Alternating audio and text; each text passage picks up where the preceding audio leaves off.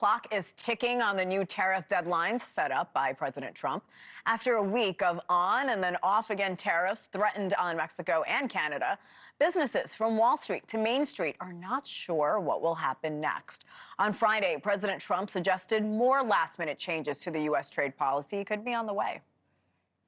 There'll always be changes and adjustments, and you can't just. I could have, for instance, told the American car companies, no, I'm not going to give you anything, and then you wouldn't have had to say, well, they're getting a little extra. It's just a little bit of a 1-month reprieve. They're very happy about what's happening. They won't have to go across borders, and you see the zigzagging. You have a fender made in Canada, you have something else made in Mexico. We don't want that. We want it made here. Here with us now, small business owner Randy Carr, CEO of World Emblem. His company manufactures emblems and patches around the world, including right here in the United States. Good morning, Randy. Morning, how are you? Great, thank you. So you mentioned, like I mentioned, you make emblems for all kinds of clothing and sports gear. How concerned are you about your customers being able to continue to get their supply, not only here in the U.S., but around the world?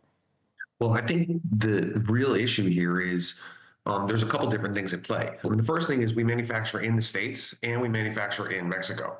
A lot of the business right now is built upon this kind of Mexico, U.S., Canada being one global trading partner. And the last 30 years has been proven that the cost associated with making these products comes from all three countries. We buy merchandise in the States, we ship it to Mexico, we convert it, we ship it back to the U.S., or we ship it to Canada, and the cost baked into that manufacturing process is all part of that ecosystem.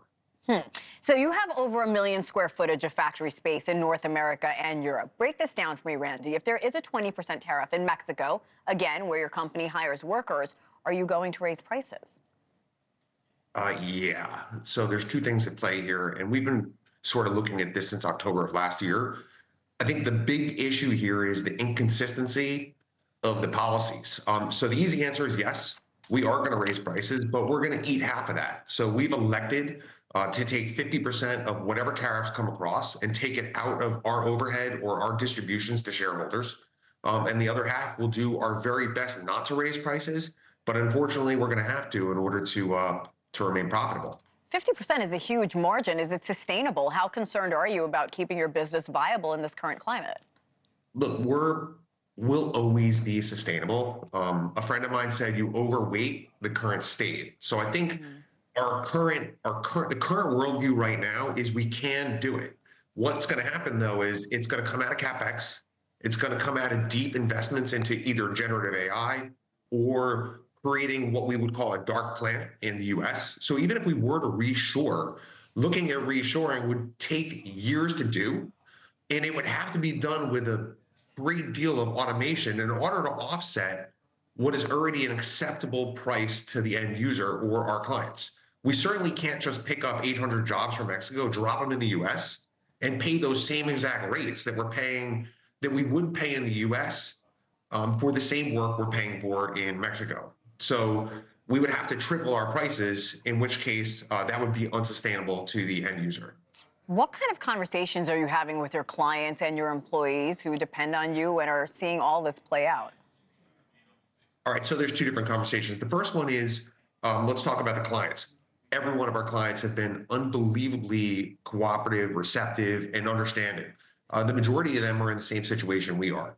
When you talk about the three largest trading partners in the world, which is Mexico, Canada, and the US, Mexico, Canada, and China, the vast majority of our clients are sort of dealing with that same scenario, whether it's from us or somebody else. Now with our employees, it's a whole different issue because we are having conversations with the Dominican Republic and looking at creating that hedge for what we're doing in Mexico in a different country to offset not only tariffs, however, inflation that's happening in Mexico from nearshoring from China from back in the 2018 Trump tariffs.